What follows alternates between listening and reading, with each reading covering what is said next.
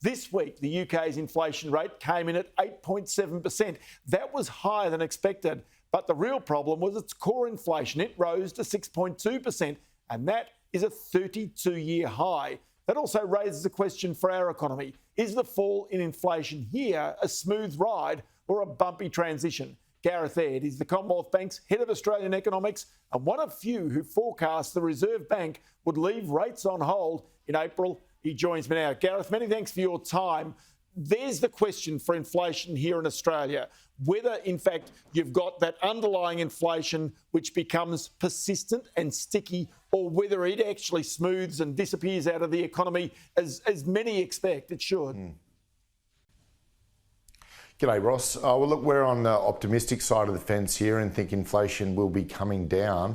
I think it's important to think about the labour market in Australia and what's actually happening. And we saw in the most recent wages print that the quarterly pace of wages growth hasn't actually accelerated. Wages growth is currently consistent with the inflation target, so that should mean in time inflation comes back down to the desired levels. And the labour market is actually loosening. The unemployment rate ticked up a little bit. Job ads are starting to come down and applicants per job are coming up. So all of those forces are actually disinflationary. And so we think the data is going to continue to show as we go through this year that inflation's coming down. And ultimately, that's what we want to see. So this is almost where government policy does interact with where the Reserve Bank is with monetary policy, because by bringing in such a large number of migrants over the next few years, it does take some of the sting out of that potential push on wages. Yeah, look, it does from a wages perspective, but it's probably worth keeping in mind that in the short run, it will put further upward pressure on rents, and rents are part of the CPI basket.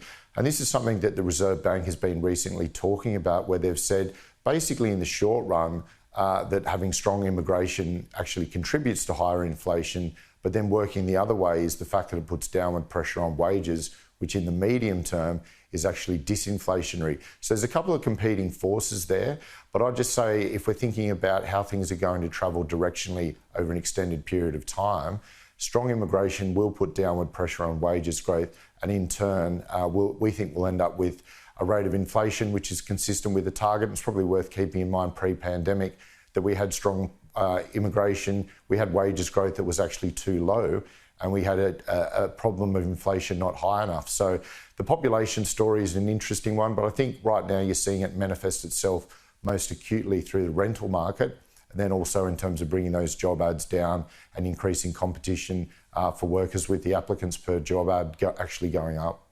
I mentioned in the introduction that you were one of very few who forecast in April that the Reserve Bank will become the first of the major Western central banks to keep interest rates on hold. That was correct. Then the following month, it clearly was spooked by what it saw with underlying inflation. I mentioned there the UK inflation rate, the underlying inflation rate, the things that got markets there spooked as well. In regards to that underlying rate, is it hard for the Reserve Bank to then try and dismiss, say, one-off factors? We know that they will look through spike in food prices, a spike in fruit and vegetables, whatever it might be.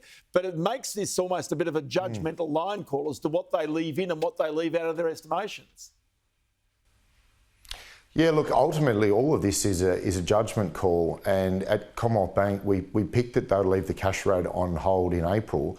But we also picked that they would increase the cash rate in May because we thought that in April, all they were doing was pausing to get some more data.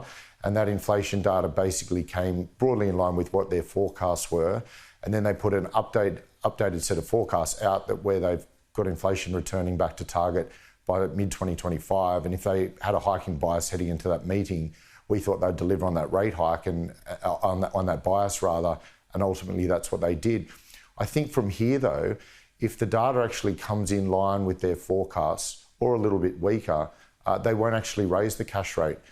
The governor has been out there basically saying that if we can get inflation down over a sort of 2-year period and preserve as many gains in the labour market as possible, then that's actually plan A. And we think they'll pull it off.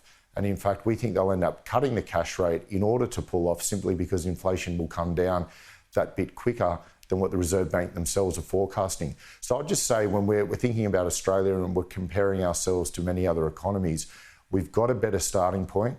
We've got a labour market that's generating wages growth consistent with the inflation target. We've got a policy transmission mechanism through the cash rate via the mortgage market, which means the central bank gets more bang for their buck when they move interest rates higher and also when they go back down. And we think we're much better off placed than many other countries around the world at the moment. But just to point this out to people, you're not just forecasting one interest rate cut.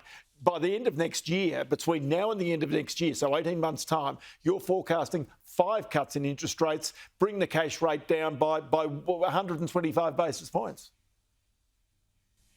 Yeah, look, that's right. I mean, these rate hikes and rate cuts move in cycles, and you don't get once we get an easing cycle, it won't be just one interest rate cut. It'll be several. Our thinking here is that where the cash rate is right now is quite a restrictive setting. In fact, if the Reserve Bank was to leave the cash rate unchanged over the next 2 years, as all the fixed rates out there, fixed home loan rates roll off, mortgage repayments would actually rise to a record high as a share of household disposable income. So what that means is where the cash rate is at the moment at 3.85% is actually highly restrictive. So our thinking here is that as the unemployment rate is drifting higher and inflation is coming down, then at some point the Reserve Bank will want to move monetary policy away from that restrictive setting and take it to a more normal interest rate.